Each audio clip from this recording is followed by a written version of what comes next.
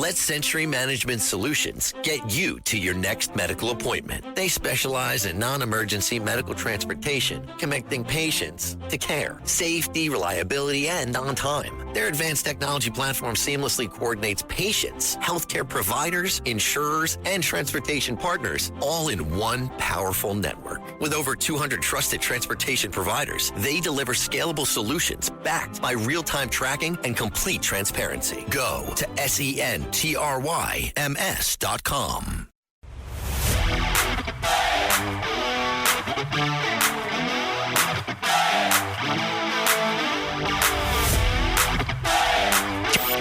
He's at war with woke. Joe Concha thinks liberals are a joke. Joe Concha. This is the Joe Concha Show, weekday edition, sponsored by the Tunnel to Towers Foundation. Here's Joe Concha.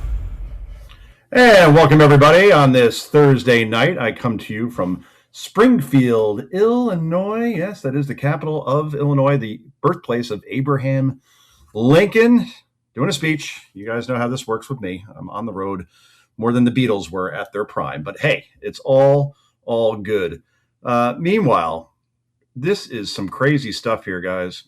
What's going on with Candace Owens and Erica Kirk? That's what I'm going to start off with tonight, because I just find Candace, who used to be sane, who used to be considered one of the rising stars in the conservative movement, has just gone completely off the rails. I don't quite how else to describe it, but Candace Owens, she was away in Italy during the White House Correspondents' Dinner, and I predicted that night when the video started coming out of Erica Kirk crying as she was leaving the ballroom, said, "I just want to go home." And imagine what this hell this woman has been through. Seeing her husband get executed, Utah Valley University, saw it on video, I'm sure. It was everywhere. Obviously has two very young children that she has to raise now as a single mother. And you would think that there wouldn't be a soul on the planet who would ever mock or criticize or laugh at Erica Kirk for everything that she's gone through. But, well, Candace Owens is leading that charge in accusing Erica of being an accomplice after the fact in her own husband's murder. I mean, this is some sick stuff. So sure enough, she gets back, Candace does, from Italy, and she was back on the air today. And of course, the whole show, and I predicted this after it happened, I said, Candace Owens is going to go on her podcast and mock Erica Kirk for being overdramatic at the White House Correspondents' Dinner when she was taken out of the room. Well, yeah, when your husband's already been executed and you hear gunshots and you're near the president, yeah, I would think that you would be traumatized too, of course. Anyway, let's go to cut number 10. This is Candace going off on Erica, saying that actually the whole White House Correspondents' Dinner shooting, actually it was all staged or something. This is cut number 4. Go. Despite this actually being a story, we were immediately inundated with social media posts. And for some reason, the star of the would-be saga was none other than Ms. Erica Kirk. Somehow, at the exact right moment and amidst all of the chaos and the subsequent lockdown, someone had captured the exact moment that Erica Kirk was walking out and captured the audio of her saying this. I just want to go find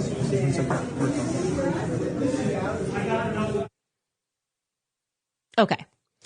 So the clip was first shared by Sarah Seidner. She is of CNN. She's a CNN reporter. But I noted pretty early on, I thought that was pretty precise for her to have recorded that. Also, she's on air talent, so it would be unusual for her to just be like trying to get things behind the camera. Anyways, she stopped short, I've looked everywhere, of ever saying that she herself recorded it, which I found to be interesting. That's interesting to me.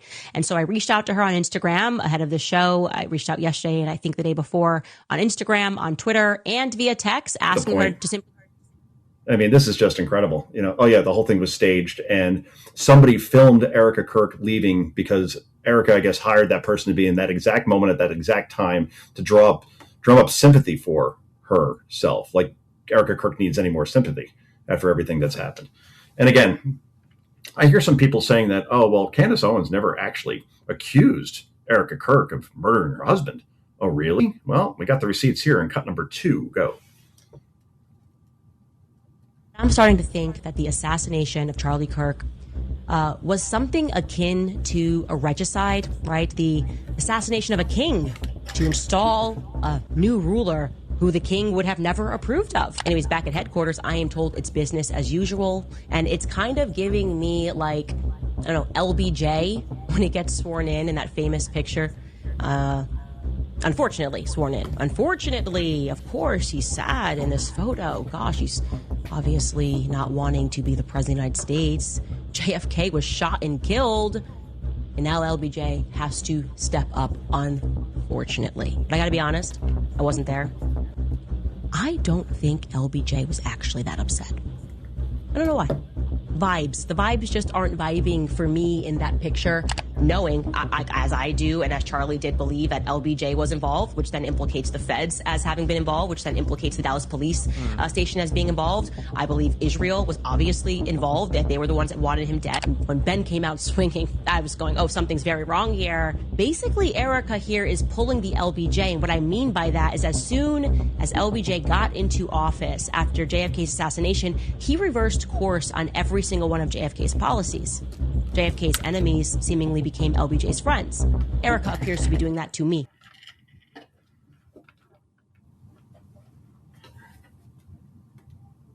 I mean, that's just incredible, isn't it? I mean, oh yeah, she's pulling an LBJ. An LBJ. In other words, I guess what she's saying is that Lyndon Baines Johnson wanted JFK assassinated. That happened in Dallas, of course, November 1963. So he can get into office to reverse all of Kennedy's Vietnam policies. So I guess LBJ was part of that whole assassination that was carried out by Lee Harvey Oswald, or maybe it was the mob, or maybe it was the Cubans. Again, we're getting into insane places here. And the fact that Erica Kirk has said nothing that has been remotely controversial, that has been hateful. She said she forgives the shooter. She met with Candace Owens after these accusations came out to try to smooth things over. And just every day, it just keeps coming and coming and coming from the likes of Candace Owens. And again, it's just a whole bowl of wrong.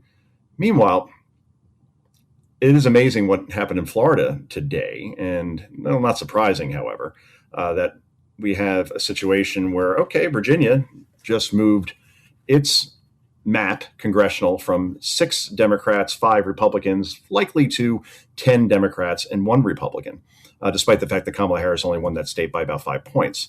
In Florida, which is as red as Alabama at this point, where Ron DeSantis won his governor's race by 18 points. Donald Trump won the presidential race by something like 13, 14 points. So yeah, this is a profoundly deep red state. Therefore, should have more Republicans representing it in Congress. It's justified in Florida based on the numbers. Well, there was some fighting going back and forth between Hakeem Jeffries and DeSantis. Hakeem Jeffries basically warning DeSantis not to do this redistricting, that only Democrats can do that in places like Virginia. But if Florida does the same thing, well, I don't know. It's going to be big, big trouble for a guy like Ron DeSantis. Well, here is DeSantis. Actually, let's play Hakeem first, because when you think of garbage, think of Hakeem. This is cut number 9. Go. Toward a more perfect union. And now we're at a point where affirmative action is gone, diversity is gone, equity gone, inclusion gone, racial tolerance gone, the Voting Rights Act largely gone. But guess what, extremists? We're still here, right. And we're not going anywhere. Wow. So I guess Hakeem is not happy with this at all, saying that everything is now going to be erased as a result of Florida redistricting to the point where they have more Republican seats, even though New York, Virginia, Illinois, California have been doing it for many, many years. So this is just the way that works. And then the Supreme Court had that huge ruling with you can no longer gerrymander districts particularly in the South, by race.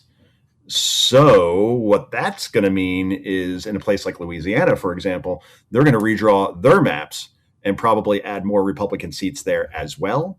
So when this all shakes out in the end, between Texas, Florida, Louisiana, possibly Indiana, possibly Ohio, Republicans will gain more seats than Democrats. The question is, will it be enough to stem the tide as far as what we normally see during midterms, which is the party that isn't in power gaining an average of, I think the average is something like 18 seats in a midterm. And in this case, only 4 seats are needed to be flipped in order for Hakeem Jeffries to be the Speaker of the House. God help us all. But like I have been saying, guys, the SAVE Act has to be passed.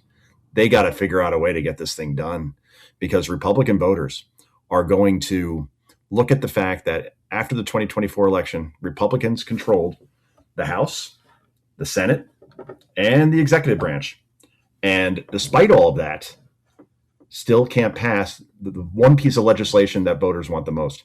And that is simple stuff that 85% of Americans, even a majority of Democrats, majority of Black voters, Latinos, a solid majority, all say that you should have to show ID when you vote, and you should have to prove that you're an American citizen. That's it.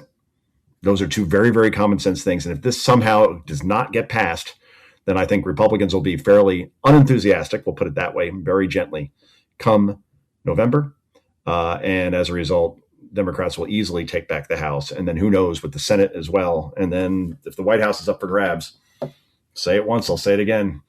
You're going to have, if they get all 3 branches of government, like they did, not branches of government, but the House, the Senate, and the White House, like they had in 2020, this time there'll be no Kristen Sinema or Joe Manchin to stop Democrats from blowing up the filibuster, from nationalizing elections where ID won't be needed anywhere.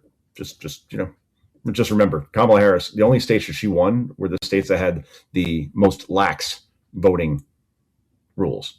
Just saying, just putting that out there. So they'll want that, no question. Probably make Election Day a national holiday, have it on a Saturday, have 20 weeks of early voting. Who cares? More mail-in, all that stuff, all the stuff that is ripe for fraud and corruption. So they'll do that. And then they'll also expand the Supreme Court. They already said that today. Hakeem Jeffries said all options are on the table, which means if they have the ability, they will make it a 9-6 Supreme Court, 9 liberals, 6 conservatives, as opposed to the 6-3 court now. Jeffries saying that these are extreme MAGA judges. Also, there's talk of impeachment of judges like Justice Thomas or Justice Alito as examples. And they will do it. And they will completely and totally gut the Electoral College, where it'll only come down to a popular vote, which again is a very, very dangerous thing, because you'll have candidates that will simply try to appeal to the biggest cities, the biggest population centers, and places like Iowa, New Hampshire. No candidate will go anywhere near those states because, well, you don't need them. You just need to run up the score in big cities. And obviously that would favor Democrats ultimately. Because remember, you wouldn't have a Donald Trump as president if the Electoral College did not exist in 2016. Remember, Hillary won the popular vote. Trump got in because he won the electoral vote and swept the blue wall, or the former blue wall. I could go down the list in terms of what Democrats will do, but that's where we are headed at this point, and that's why the first salvo, which is the midterms in November, are the biggest midterms, the biggest deal ever. And I know people say it all the time, this is the most important election of our lifetime. No, this time, we mean it this time, and it really, really is. Because you may end up having more and more people like, I don't know, Seattle Mayor Katie Wilson. Who's she? She's the female Northwest version of Zora Mamdani. She is a Democratic socialist, loud and proud. And she was asked about all these wealthy people that are leaving the city of Seattle. Starbucks moving out of Seattle. Yeah, they'll symbolically keep their headquarters there, but their biggest hub will be in Nashville, Tennessee, which, doesn't have state income taxes. So she was asked about Starbucks, and then she was asked about, all these wealthy people, like, I'm not going to stay here and get even taxed higher than I already am, which is way, way, way too high. Why not just move to a state where I don't get taxed in terms of state income taxes? Texas, the aforementioned Tennessee, Florida. Well, here we go. This is Katie Wilson And this is just dumb. And it probably is dumb because this is a 43-year-old woman who has never held a job before, much like Zohran Mamdani. But let's go to cut number, if I could find it, 14. Go. I think the claims that millionaires are going to leave our state are like super overblown. And if, the ones that leave, like, bye.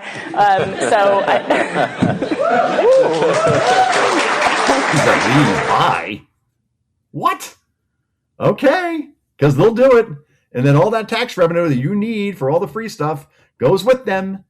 These are dumb people for leading these cities. Think about this for a second, right? Minnesota, Jacob Frey, Brandon Johnson in Chicago, Karen Bass in Los Angeles, Katie Wilson, Seattle, Zohran Mamdani in New York. Oh, boy.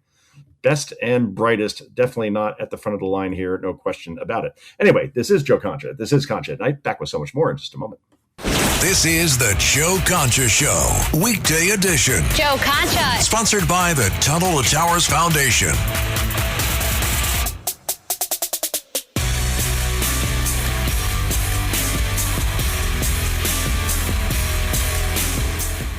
In this 25th anniversary year of September 11th, the Tunnel to Towers Foundation continues to honor America's heroes. Heroes like Fire Lieutenant Michael Wells, who was inspired by 9/11 to serve his community. After 14 dedicated years of service, he lost his battle with occupational cancer, leaving behind his wife, Katie, and their 3 children. Tunnel to Towers honored Lieutenant Wells by paying off the family's mortgage in recognition of his sacrifices. Donate $11 monthly and amplify your impact with a car or land donation. Go to T2T.org.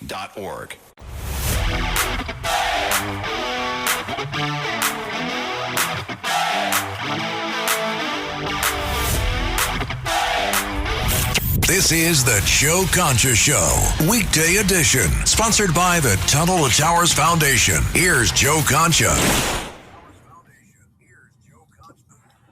All right, welcome back, everybody. So, a fairly ridiculous person, probably the most ridiculous in Congress, is our Congresswoman from the 14th District of New York, Alexandria Ocasio-Cortez.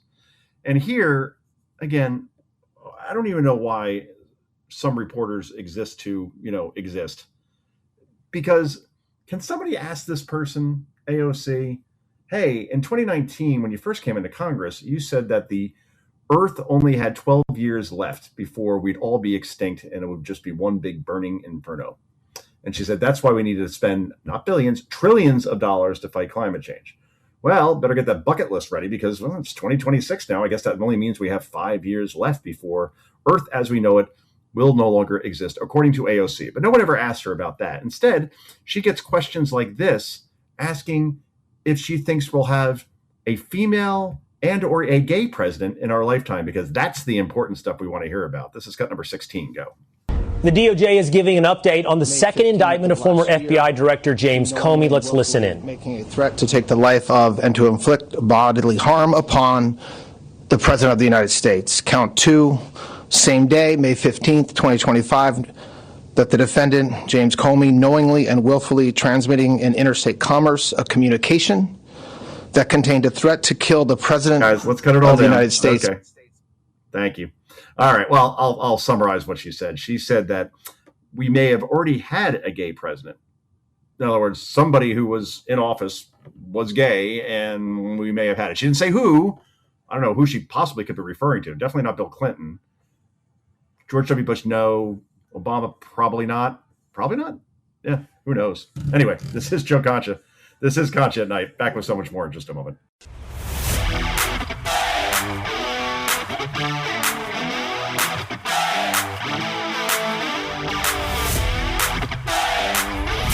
This is the Joe Concha Show, weekday edition, sponsored by the Tunnel to Towers Foundation. Here's Joe Concha. And welcome back, everybody. So, President Trump was asked today about if he wears a bulletproof vest. This, of course, in light of the fact that he's not been almost killed, not once, not twice, but 3 times, 3 assassination attempts. And again, it's worth asking this question. How many other world leaders has there been this many assassination attempts against in the past 21 months as Trump has endured? None. Even like Vladimir Zelensky, who literally has Russia in his country during war, assassins trained to kill him. And, Even Zelensky hasn't been shot at the way Trump was in the year, or nearly killed on a golf course like Trump was in September of 2024, or have gunmen running into dinners where half the cabinet was with the president in the same room, which I guess for succession, maybe that's not a good idea to do these things in public places. So many cabinet members that were there, Secretary of State, FBI director, Treasury Secretary, Vice President, in a hotel where, that's where Ronald Reagan was shot. So the karma isn't very good there as well. And again, they're going to hold this dinner, I think, in a couple of weeks. And I think they're going to try to have it right back at the Washington Hilton. I'm sure that security will be improved, but still, I don't see the point in having it there. Just have it in a place where you can control who goes in and out, and not in a hotel where 1,000 people are staying and weddings are going on and all this other crap. I mean, I'm even hearing stories now that you ever stay at a hotel and you have to use your room key in order to get to the floor that you're staying on. So when you get to the elevator, you got to put it over some sort of scanner, and that only allows you to get to that floor. That wasn't working that night at the Washington Hilton. Like things like this, it's ridiculous. My friend Jimmy Fallon, I was on Fox with him a day or two ago, and he was caught in a hot mic saying that this doesn't look very safe. It's basically like two people guarding this entire ballroom outside of it, and that was it. And he says, "Yeah, I don't regret saying that I was caught on a hot mic saying that, because it's true." I mean, that would have been. Let's put it this way: think of this scenario. Iran says, "Hey, we're at war. And since you took out our leadership, we're going to take out your leadership. So we're going to find 20 good old-fashioned jihadis that don't mind sacrificing themselves for Allah or for defeating the great Satan that is the United States." What if 20 people rushed through that Secret Service checkpoint instead of one? And let's say we got 16 of them, but the other 4 got to the ballroom. Trust me, I've been to that ballroom. There aren't many places in and out. 1,000 people all stacked together. It would have been bloody chaos, absolute insanity. Thank God that didn't happen. But I'm sure Iran's looking at this and maybe other enemies saying, boy, these guys really don't have their act together, when, Trump, not once, not twice, but thrice, has been targeted for assassination, and one obviously within a millimeter of being successful. Anyway, Trump was asked today in the Oval Office if he is wearing a bulletproof vest, and Trump had a very Trumpian answer to this one. This is cut number 20. Go. Is there talks about you potentially wearing a bulletproof vest moving forward, given you have now been shot at? I don't know if I can handle looking 20 pounds heavier. These guys, they look so good. Some of these guys are physical specimens. Some of these guys are trouble. I don't want to be near him. I mean, yeah, it probably does make it look like you're 20 pounds heavier. Trump, a little heavy as it is. He's tall, though, and suits are very well tailored. So you don't look at him and say, hey, wow, look at that fat guy. But at the same time, yeah, that's very Trumpian. That, it probably would help save my life, but I don't want to really look like I got an extra 20 on me. That's utterly ridiculous. Meanwhile, this is incredible. This Supreme Court decision that says you can no longer gerrymander on the basis of race. In other words, you can't just create districts that are so-called black districts, for example. And this is a very, very big deal. And it just makes sense. I mean, this has nothing to do with race per se, but just districts should be districts based on representation of whoever wants to represent it, but not based on the color of the majority of the population's skin. I mean, that's racism in a nutshell.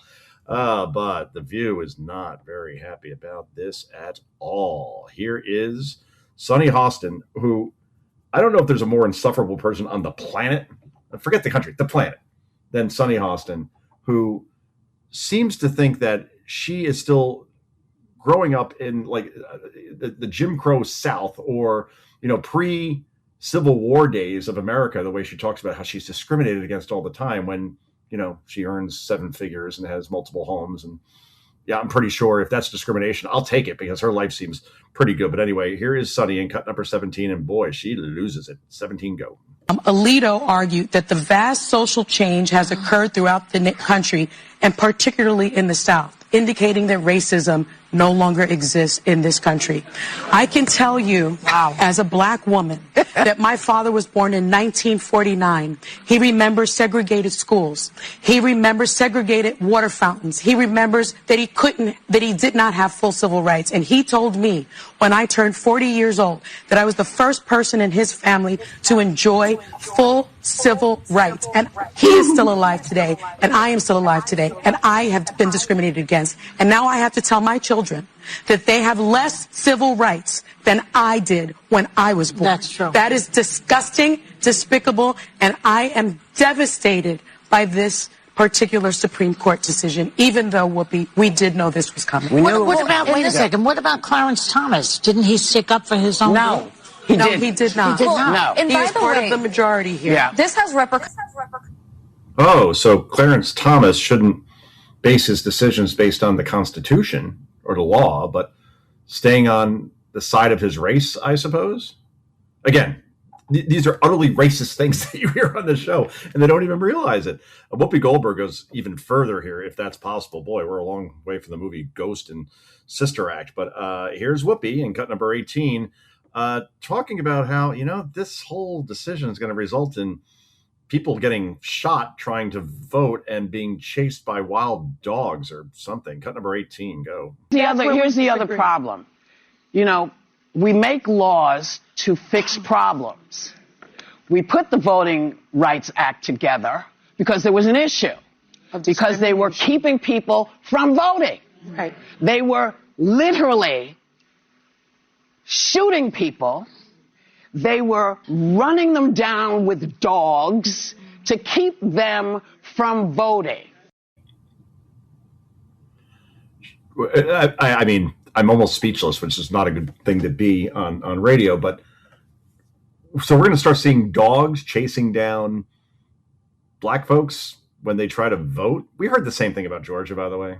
Remember, that was Jim Crow 2.0 when they passed their voting laws, their new voting laws back in 2021. And we heard all these things that it's going to be possible for blacks to vote and for minorities to vote. And this is discrimination. It's Jim Crow. And what happened? The following election, Georgia broke all voting records in the state. And then it did again in 2024 under these horrible new laws that are going to be completely and totally make it impossible for minorities to vote, except that never happened. And that won't happen here either, despite what you're hearing from ABC News. And yes, this is your reminder that The View is a part of the ABC News umbrella. No, really, it's true. Anyway, let's get back to what we led with tonight, and that's Erica Kirk, who has kept her mouth shut, probably against every fiber of her being in terms of responding to Candace Owens, as far as Candace, with all these utterly disgusting attacks, accusing Erica of having her own husband murdered so she could take over Turning Point. Anyway, she's had enough, and here she is in cut number 7. Go. This culture we're living in absorbs disagreement as a form of personal betrayal. It turns having an opposing viewpoint into a moral crime worthy of punishment. And here's what I've realized through all of this, truly, having lived through quite literal hell these past 7 months, if you strip someone of their humanity long enough, you will arrive at the chilling conclusion that they don't deserve to exist at all. Every morning I wake up to a new headline lying about me. I have comedians dressing up in whiteface. I have people saying I'm not fit to be CEO. And I have Candace Owens claiming I murdered my husband. And the list goes on and on and on. It's just really something. She hadn't said Candace Owens' name in a very long time, and now she finally just had enough. When you get accused the way that Erica Kirk has of murdering her own husband, at some point you could try to be respectful, just, be above it, not saying anything. Don't give Candace Owens any oxygen. Well, she did, and it probably felt good, but now you know that this will only have Candace doubling and tripling her efforts as far as smearing Erica Kirk to the point where, you know what? I say sue her into oblivion. This is obviously what Candace Owens is doing, completely and totally defamatory. And there's enough evidence, believe me, out there for Erica Kirk to win a lawsuit like that. Let's play cut number 3, by the way, because this is interesting. This is Candace saying that Erica Kirk should also, obviously, since she murdered her husband, she should be in jail as well. This is cut number 3. Go. Guys, straight to jail for questioning at least Erica. I don't care who's mad. I really do not care who wants to be upset after this episode. Really, you'll be wasting your breath. You can spend $1 billion on influencers because this is all becoming increasingly inexplicable. You are asking me to be an idiot, actually, and I cannot do that for you. Someone once commented beneath this show that if the situations were reversed and there were this many verifiable lies that Charlie told regarding. Yeah. I mean, you hear this. And remember, Candace Owens also said that Tyler Robinson wasn't on campus that day, the guy who killed Charlie Kirk. And then when there was overwhelming video evidence that, yes, he was, then she said, well, actually, there were body doubles and triples and quadruples that were hired, a bunch of Tyler Robinsons, just to throw off the set, like crazy stuff. I think I'm going to stop playing it now at this point because it's really just, it's sickening. But again, I think it deserves to be pointed out that not all the crazies are on the left. But I don't even know if Candace Owens is on the right. I don't know what she is. I don't think there is a place for her that you could quite identify when you talk the way she does. Anyway, Jasmine Crockett, speaking of idiots, she tried to run for Senate in Texas, didn't get past the primary. So now she's back doing all these ridiculous interviews, making all these ridiculous statements like, I don't know, Greg Abbott, who's the governor of Texas, who was struck by a tree when he was 26 years old. The tree was struck by lightning. Tree comes down, hits Abbott. Abbott, since then, has not been able to walk. He's paralyzed from the waist down. Here is Jasmine Crockett saying that tree that fell on Abbott, that made him a prime candidate for DEI. This is an actual sitting member of Congress saying this. Cut number 10, go. When it was a tree that ended up making him a part of the DEI class, just so y'all know, he is DEI. Yes, because he is uniquely abled, or actually he ain't able, child. Because anyway, whole other issue. What the hell? The guy is paralyzed. So between Candace Owens going after a widow and a single now mother of 2, and Erica Kirk, and then Jasmine Crockett going after Greg Abbott for being in a wheelchair. Imagine that, never being able to walk again. And then you have a state representative actually mocking you. And she has mocked him, not just there, but let's do a little flashback here in cut number 11. Here's Jasmine calling, again, a guy in a wheelchair, Governor Hot Wheels. Cut 11, go. Because we in these hot ass Texas streets, honey. Y'all know we got Governor Hot Wheels down there. Come on now. And the only thing hot about him is that he is a hot ass mess, honey. So yes. Oh, so when Texas gets redistricted, Jasmine will probably be out of a job, and then she'll be on The View in about 8 seconds. She is absolutely probably the best co-host they could think of for that ridiculous show. So that's the prediction here. Meanwhile, Jasmine has these weird accents. When she first came into Congress, she spoke like a normal human being. But, well, another flashback here. Cut number 8. The Jasmine Crockett accent is really, I don't know, pandering is the only word that comes to mind. Cut number 8, go. Baby, because these people, they are crazy. Because they always talk about how Christian they is. Yeah, I don't know how many of them on that side are getting divorced because they getting caught up sleeping with their co-workers, staffers, interns, all the things. Yeah, you ain't got to believe me. Just go Google. You'll find some of it. I'm telling you. And the wives is being messy and petty. They putting it in the divorce. I'm like, ooh, that's got to be true because your lawyer would know that they going to lose it if they... Oh, man. Well, as the great John Kennedy once said, not the president, but the senator, you can't fix stupid. And what Joe Concha has also said as well. The only difference between genius and stupidity is that genius has its limits. And this is just, I can't believe these people get elected into office and then go on national television, talk about their plans for the country. It's so disturbing. And it always seems to be almost entirely on the left. It really is remarkable. Before we get a break, Seth Moulton, this guy is the biggest clown in Congress. And now he went on, of course, CNN last night, Aaron Burnett, to call for basically the execution. Forget impeachment. We're going to go right to execute the Secretary of War, Pete Hegseth, for war crimes or something. Here it is, cut number 19, go. Do you believe that the Secretary of Defense is guilty of war crimes?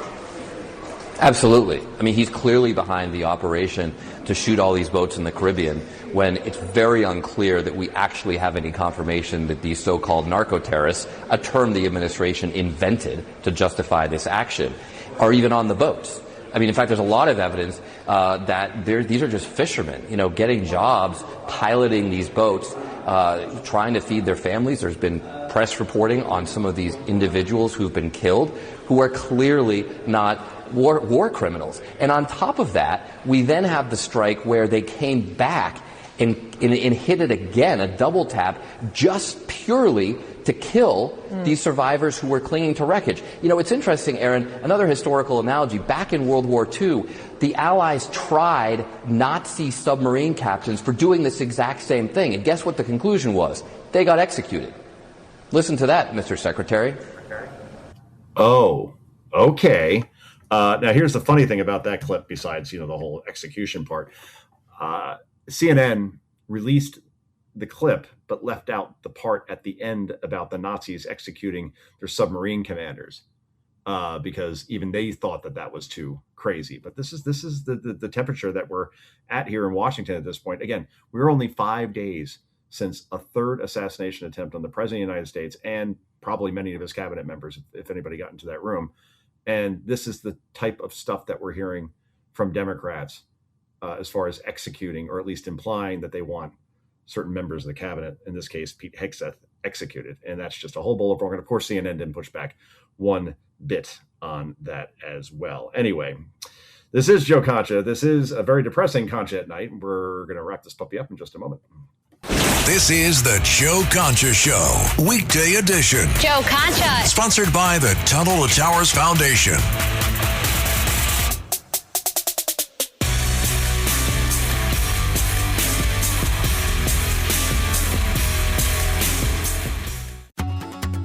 Fox News is now streaming live on Fox One. When it matters most, turn to the voices you trust. We go beyond the headlines, bringing you the stories you won't hear anywhere else. Live coverage, sharp analysis, real perspective. At home or on the go, stay connected when it counts. Stream Fox News on Fox One. Download today.